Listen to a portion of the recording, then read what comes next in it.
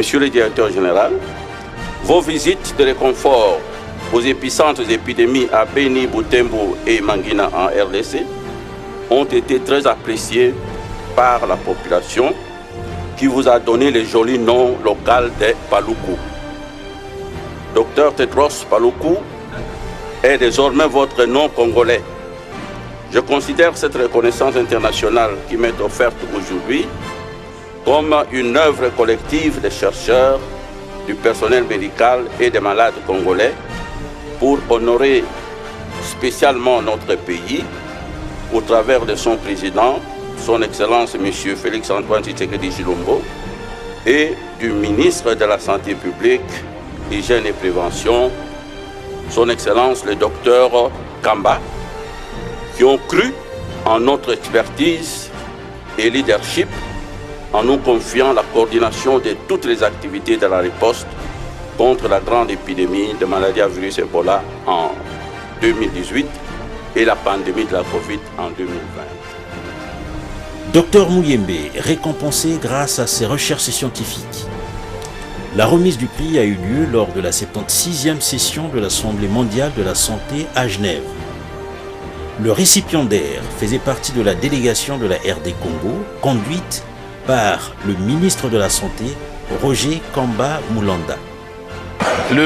L'OMS a décidé d'honorer un des fils dignes de notre pays, le professeur Muyembe, en lui donnant un prix important pour tous les travaux qu'il a fait pour faire avancer la science, notamment dans l'identification, la prise en charge et la surveillance du virus Ebola. L'ouverture de cette 76e session a été marquée par le discours du directeur général de l'OMS, Tedros Adhanom Ghebreyesus. Mais il y a eu également d'autres allocutions comme celle du président de la FIFA, Gianni Infantino.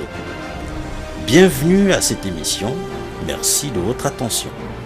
Mon cher Jean-Pierre Onema, je voudrais d'ailleurs profiter de ces instants pour vous rendre hommage, parce qu'on ne le fait pas assez dans notre pays. Vous savez, quand quelqu'un est là en train de servir la République, j'ai l'impression que nous attendons qu'il ne soit plus là pour pouvoir rendre hommage à son travail. Moi, je profite pendant que vous êtes là pour vous dire que ce que vous faites est bien pour notre pays. Voilà. Vous avez choisi d'être ici en Europe afin de couvrir toutes les actions, toutes les activités des acteurs congolais qui viennent en Europe au nom effectivement de la coopération, au nom des relations que nous devons établir avec le pays amis, des pays partenaires, et vous êtes là pour couvrir positivement, dans une approche tout à fait patriotique, ces activités-là. Donc je crois que vous êtes suivis chez nous en RDC, à Kinshasa et dans toutes les provinces, via la RTNC. Et je pense que c'est une bonne chose. J'ai tenu donc à M. Onema à vous encourager de poursuivre ce travail qui est un travail positif, parce qu'il est important que le citoyen congolais sache ce que viennent faire ici en Europe les représentants ou le membre de leur gouvernement. C'est très important. Donc continuez comme ça, M. Onema. Bravo.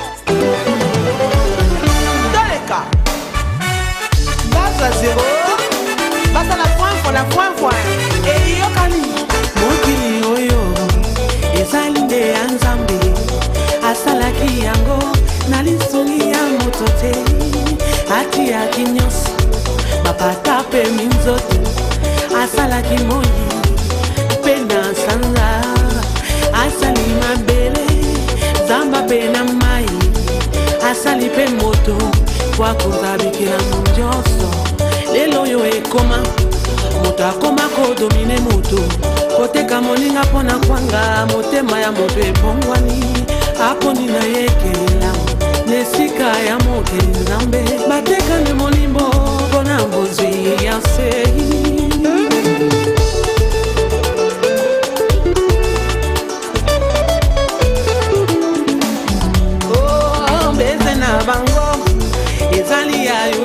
te balula molili bango baboya polele bango batalaka bato na miso likolo batonda lolendo mami kokisa na nzambe bayina kinya balimbisaka te bana ya libebi suka na bango mabe baluka kinga mabe nzambe asalinga bia balukela kinga liwa nzamba besinga yabi bakomplot na bango bamoni ndenge ejue nzambe nanga asalike bazwa zero.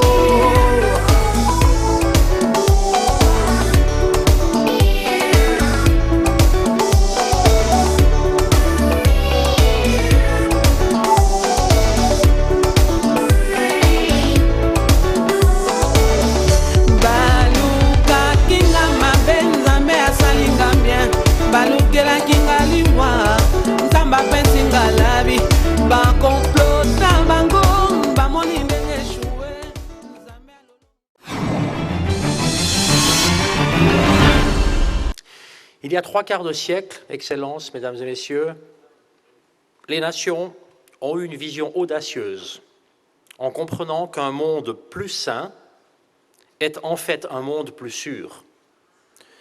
Et pour promouvoir le niveau de la santé le plus élevé possible pour toutes et tous, eh bien, ces nations ont créé une nouvelle organisation. Et au moment de souffler les 75, les 75 bougies de l'Organisation mondiale de la santé, je nous souhaite collectivement de faire de la santé pour toutes et tous un avenir possible.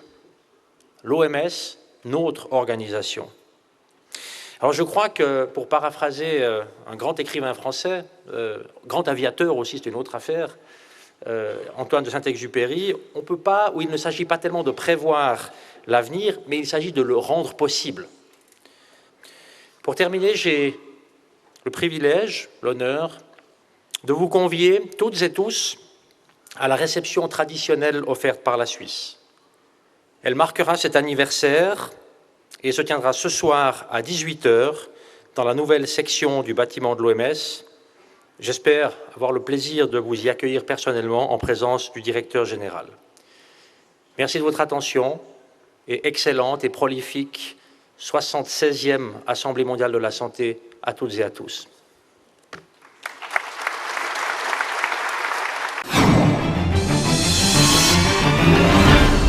J'ai l'honneur maintenant d'inviter le directeur général de l'Organisation mondiale de la santé à s'exprimer. Très sincèrement, en vivant ici et en connaissant le système de la Confédération suisse, eh bien, j'aurais souhaité que tout le monde entier ait adopté le même système. C'est une réelle démocratie en Suisse. Donc, félicitations pour cette stabilité grâce à des citoyens tout à fait autonomisés. Excellences, Ahmed Robleh Abdillah, président de la 75e Assemblée mondiale de la santé. Excellences, Alain Berset, président de la Confédération suisse. Excellences, Philippe Nyusi, président du Mozambique.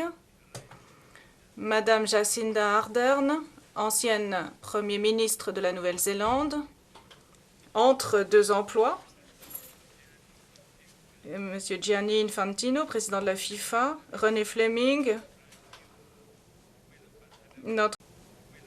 notre nouvelle ambassadrice de bonne volonté pour la santé. D'ailleurs, elle est rejointe également par Priti d'Afrique du Sud, qui sont nos deux nouveaux ambassadeurs pour la santé et le bien-être. Et on vous a expliqué pourquoi c'était si important. Excellences, Mesdames et Messieurs les ministres, chefs de délégation, chers collègues, chers amis. Premièrement, permettez-moi de remercier Son Excellence le Président Berset pour son appui personnel et le partenariat avec la Suisse pour la santé mondiale. Je remercie également le président Nyusi, qui est parmi nous aujourd'hui, pour son investissement en faveur de la santé, notamment pour la lutte contre le paludisme. Vous êtes un champion dans la lutte contre le paludisme et pour la décision de votre pays de se diriger vers la couverture santé universelle. Je remercie également l'ancienne Premier ministre Ardern pour son leadership en santé mondiale et surtout pour l'exercice de ce leadership en toute humilité. Nous avons besoin de davantage de leaders de cette nature. C'est un modèle. Et merci, Excellence, Monsieur le ministre Abdillah, pour la façon dont vous avez conduit la 75e AMS, qui a été historique. Historique à bien des égards. Merci, Monsieur Infantino, pour votre partenariat. Merci d'avoir mobilisé le pouvoir du football. Je félicite la FIFA qui fête son 119e anniversaire. Bon anniversaire à la FIFA.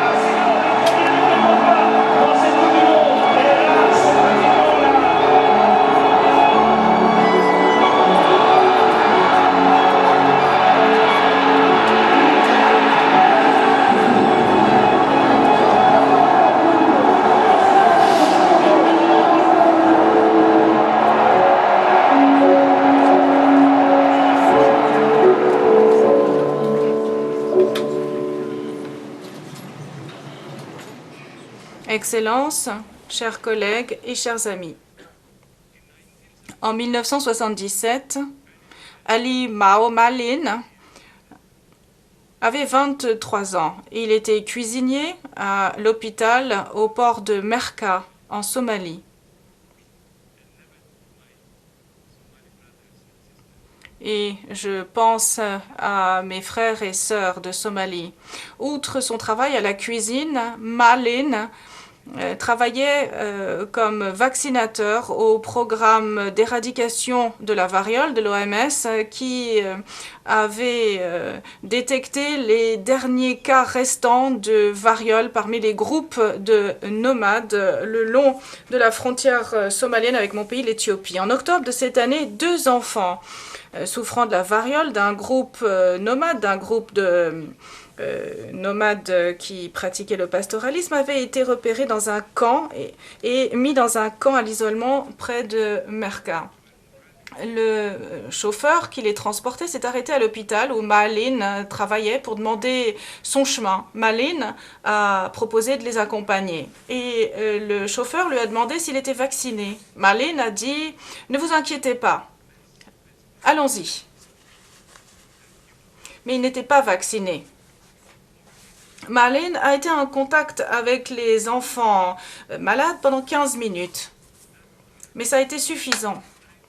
9 jours plus tard, il a commencé à se sentir malade et a eu une éruption cutanée. On lui a diagnostiqué la varicelle et on l'a renvoyé chez lui. Mais Malin savait que ce n'était pas la varicelle. Il avait trop peur pour se rendre dans le camp d'isolement, mais une infirmière à l'hôpital a signalé qu'il était malade. L'hôpital a arrêté d'accueillir les patients et a vacciné tous ceux qui se trouvaient à l'hôpital et les a mis en quarantaine. Dans l'intervalle, une équipe a commencé à vacciner tout le monde autour de la maison de Malin. Plus de 50 000 personnes en 2 semaines. Ali Mao Malin a été le dernier cas enregistré de variole d'origine naturelle. Il a continué à travailler avec l'OMS pour la campagne d'éradication de la polio en Somalie. Il avait l'habitude de dire que la Somalie était le dernier pays à se débarrasser de la variole. Et il voulait être sûr qu'il n'était pas le dernier à se débarrasser de la polio. En 2013, au cours d'une campagne de lutte contre une flambée de polio, il a contracté le paludisme et est décédé quelques jours plus tard, à l'âge de 59 ans. La campagne pour éradiquer la variole a été lancée en 1959 par le directeur général de l'OMS, le docteur Marcolino Candau. et s'est terminé officiellement en 1980 avec la déclaration de l'Assemblée mondiale de la santé selon laquelle le monde et l'ensemble de sa population s'étaient libérés de la variole. Le docteur Kandau vient du Brésil, d'ailleurs, soit dit en passant. Et aujourd'hui, je voulais saisir l'occasion de mon discours pour rendre hommage à tous les anciens directeurs généraux. C'est pourquoi je commence par parler de lui par rapport à la variole. Et d'ailleurs, Dr Mahan est là également et j'en parlerai plus tard. Cela reste le plus grand succès dans l'histoire de la santé publique. Ils ont été engagés, dévoués tout au long de leur vie. Ils ont été engagés pour l'équité au service de l'humanité. Les deux sont des modèles de partenariat entre le Nord et le Sud. Tout d'abord, le professeur Jean-Jacques Muyembe de la République démocratique du Congo.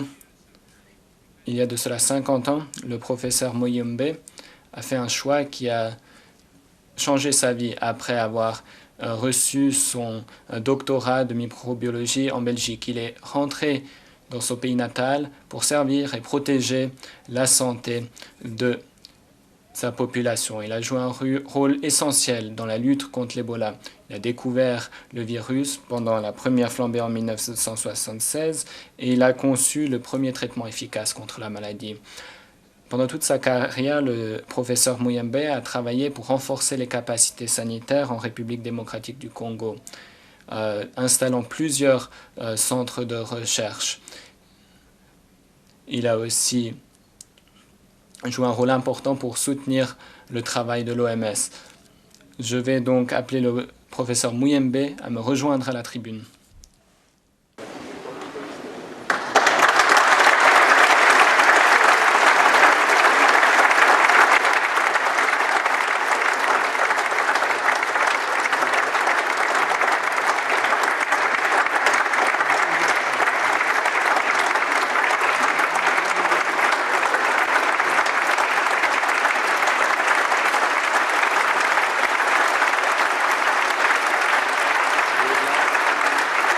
Pour moi, c'est également un bon signe pour notre pays, c'est-à-dire qu'il y a une plus grande visibilité en matière de recherche et en matière de lutte contre les épidémies et la pandémie. Et cette reconnaissance internationale a une très grande importance, si vous voulez. Pour nous, ça signifie beaucoup. Ça signifie beaucoup. Je donne maintenant la parole à la délégation de la République démocratique du Congo. Ce sera suivi de Madagascar. Monsieur le Président du Bureau de la 76e Assemblée mondiale de la santé, Monsieur le Directeur général de l'Organisation mondiale de la santé, Mesdames et Messieurs les ministres et chers collègues, Mesdames et Messieurs, en prenant la parole au nom du gouvernement de la République démocratique du Congo, je voudrais joindre ma voix à mes prédécesseurs en félicitant le directeur général de l'Organisation mondiale de la santé pour la brillante présentation du rapport qui fait l'objet de mon intervention. Placé sous le thème de 75 ans de l'OMS, sauver des vies, agir en faveur de la santé pour tous, la présente Assemblée interpelle particulièrement le gouvernement de la RDC. Les 75 dernières années ont été marquées pour la RDC par la survenue des épidémies, de nombreuses urgences sanitaires et la recrudescence des endémies jadis contrôlées. Il s'agit particulièrement de la maladie à virus Ebola dont le professeur Muyembe Tamfum Jean-Jacques a presque consacré toute sa carrière pour contribuer à la détection, la prise en charge et la prévention de cette maladie. Ainsi, un hôpital de prise en charge des maladies infectieuses sera érigé en son nom. Ces actions traduisent le sens même du thème principal de l'Assemblée, sauver des vies, agir en faveur de la santé pour tous. À ce sujet, Son Excellence Félix Antoine Tshisekedi Tshilombo, président de la République, chef de l'État, m'a demandé de saluer et transmettre ses remerciements au directeur général de l'OMS pour avoir honoré son digne fils au plus haut niveau. En dépit des défis liés aux guerres injustes lui imposées par ses agresseurs et ennemis de la paix, le gouvernement de la République démocratique du Congo s'est engagé à mettre en place des réformes nécessaires pour accélérer la marche vers l'atteinte des objectifs de développement durable d'ici 2030, notamment la couverture santé universelle. C'est dans ce cadre que le gouvernement de la RDC a mis en place un cadre légal et des instruments nécessaires pour assurer une subvention totale de soins prénatals, des accouchements, des soins postnatals et néonatals, en commençant par la ville-province de Kinshasa et en étendant progressivement aux 25 provinces en vue de sauver des vies de femmes enceintes et des enfants. Au même moment, un paquet de soins ciblant toutes les couches des populations vivant en RDC a été aussi validé et 5 régimes d'assurance maladie sont institués pour en assurer l'accès équitable sans risque de dépenses catastrophiques. Dans le cadre de l'OMS, la RDC se tiendra toujours aux côtés des autres nations pour lutter ensemble contre les fléaux sanitaires multiples tout en veillant à la résilience du système de santé. Cependant, dans ce monde multipolaire en reconstruction, la RDC tient à ce que l'Afrique parle d'une seule voix pour faciliter aux Africains l'accès aux médicaments, aux vaccins et à toutes les technologies nouvelles pour sauver des vies des peuples d'Afrique. Que vivent les 75 ans d'âge de l'OMS. Je vous remercie.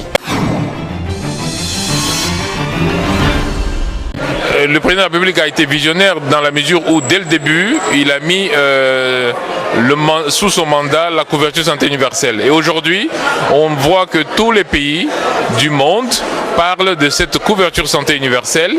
Et le thème même de l'OMS pour ses 75 ans d'âge, la santé, agir pour la santé pour tous, montre bien que la couverture santé universelle est devenue la priorité.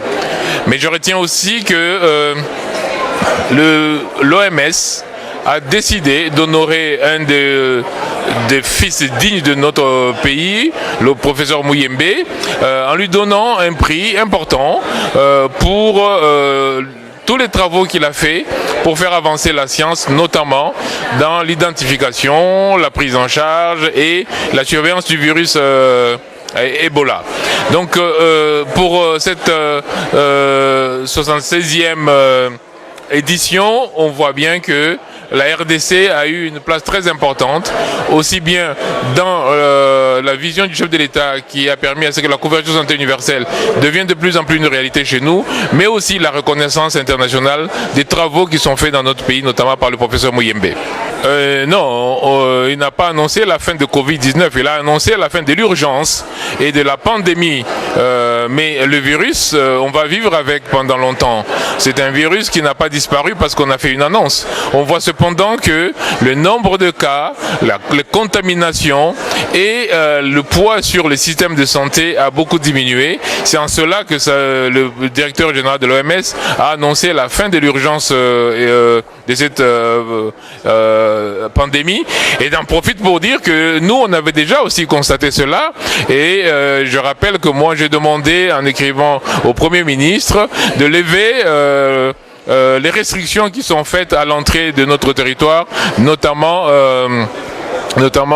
les paiements qui sont encore faits pour vérifier le statut vaccinal ou même pour faire les tests Covid systématiques. Donc nous avons déjà pris des décisions en faveur de cette levée de cette option-là, mais comme vous savez, c'était une décision du Premier ministre et c'est le Premier ministre prendra le décret dans ce sens-là.